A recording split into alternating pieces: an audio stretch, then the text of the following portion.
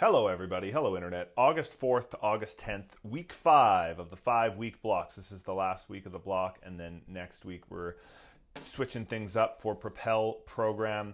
So, Propel Athlete, Propel Competitor. I'm going to start with Propel Athlete, and that is focusing on some athleticism, getting you ready for any challenges outside the gym, a little more explosive, rotational, power-based stuff. Still keeping the fitness up, but focusing a little more on jumping, getting ready to do stuff other than just thrusters and deadlifts. So every week on Friday, we've been doing some single leg explosiveness on its own into the snatch pulls. This is the last week of those the clean waves, the snatch waves, and this single leg work we've been doing. We went from some single leg bouncing in the previous block. It was with the band assisted.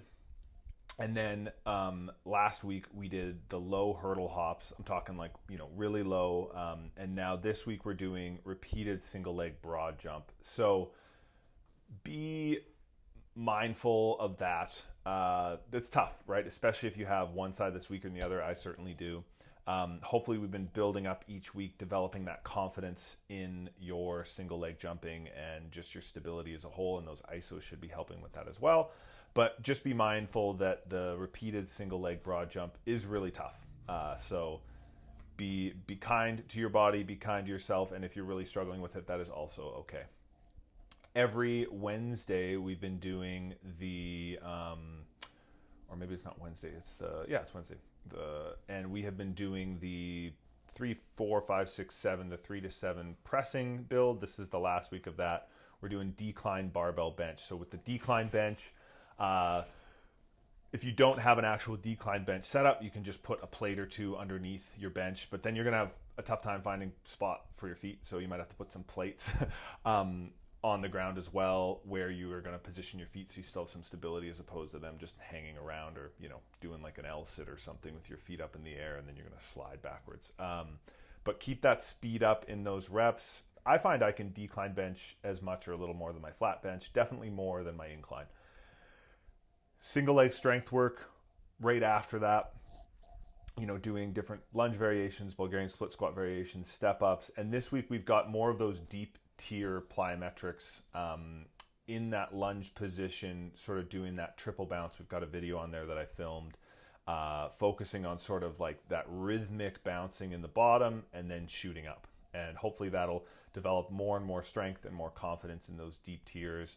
A lot of times with plyometrics, it's a lot of near lockout, right? Especially if you're doing something like double unders or even jumping in general. A lot of jumping, you're kind of at the knee joint might be at more of a 45 degree. So getting a little more confident and springy in that, closer to 90, that depth in the knee joint and in the hip joint. Hopefully seeing some benefit from that. And with the med ball slams this week as well, the half kneeling med ball slams that we have. So we've been doing those max effort med ball work each week. And what I want you to focus on here, this is on Wednesdays. This one is half kneeling. So obviously we've been using our whole body for a lot of these, right? We've been doing like the standing ones or in a split squat position, lateral, throwing to the wall. So you're able to get your whole body into it, right? This week, in a kneeling position, so that back knee actually on the ground. You can't really get any assistance now from your lower body. So really focusing on being fluid, like don't be too rigid, but really compress through your core and rotate. And hopefully you can find, that pattern there and engage that pattern, which should help with things like throwing and even running. And then do a few standing after if you want. I realize it's not written there, but go back to standing and in a lunge position or even just standing and see if you can feel that, because sometimes I think we can tend to use our legs and our arms to get the work done. I really want you to think about compressing through the core. And that is pretty much all I wanted to talk about for Propel Athlete. For Propel Competitor, 1 rep max clean, 1 rep max snatch. So Propel Competitor is obviously if you're competing in the sport of fitness, the sport of CrossFit and so on, and functional fitness, and maxing out snatch Monday, maxing out the clean and jerk later in the week, Thursday, Friday. So yeah, have some fun with that. Last week talked about making sure, I think I mentioned that in the video, making sure that you were sort of dialing in your routine. So try to do that same routine this week. Wear the same shirt, use the same knee sleeves, use the same belt, use the same tape, set up in the same position in the gym. All those things the same, so that you can just focus on the lift. And yeah, hopefully still train hard leading up to that. I know sometimes in a training block or a week when I know there's like a 1 rep max or I'm testing Fran or something like that, I can get a little nervous and can like take my training easier the days prior, hoping, oh, I'm going to be more rested. It's like, remember, you're still training to compete later. You're not training to show me what your 1 rep max is on some Friday in August. So still train hard throughout the week leading up to that clean and jerk, but get excited for that. Hopefully that goes really well. I'm excited to see the lifts, and you know, hopefully all the training pays off for that. I think sometimes people, again, start doing things weird and different as soon as it's, oh, it's a 1 rep max attempt, I gotta it's like, no, do the same thing. I like to think about, one cue when I'm doing the snatch, one cue on the clean, one cue on the jerk. So just have that, I'm gonna shrug really hard, or I'm gonna whatever that cue is. Maybe in the snatch it's like, I'm not gonna allow my hips to pike up. As I'm pulling the bar off the floor, I'm going to stay in this with the proper back angle. Like whatever that cue is, just hold on to that cue.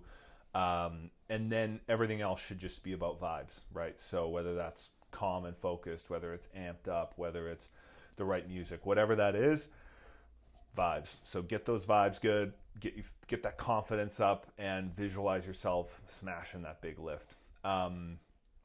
Last thing is strict gymnastics build. Obviously, we've been doing a lot of that the last 5 weeks, twice a week. So stay the course with that. Quality as the reps go up.